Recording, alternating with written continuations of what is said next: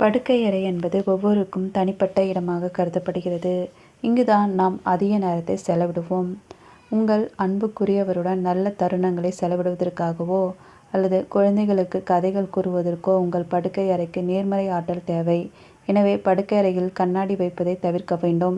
ஒருவேளை உங்கள் அறையில் ட்ரெஸ்ஸிங் டேபிள் இருந்தால் அதை கிழக்கு அல்லது வடக்கு திசையை நோக்கி நீங்கள் வைக்க வேண்டும். நீங்கள் படுக்கையில் படுத்திருக்கும் போது உங்கள் உருவம் அதில் பிரதிபலிக்க கூடாது. உங்கள் வீட்டில் வைக்கும் கண்ணாடி சரியான உயரத்தில் இருக்க வேண்டும்.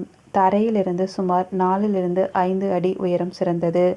ஆனால் மேஜை அல்லது தரையில் நீங்கள் வைப்பதை தவிர்க்க வேண்டும். அதேபோல படிக்கும் மேஜைக்கு அருகில் கண்ணாடி வைக்கக்கூடாது. ஏனென்றால் இது மோசமான அதிர்வுகளை தரும்.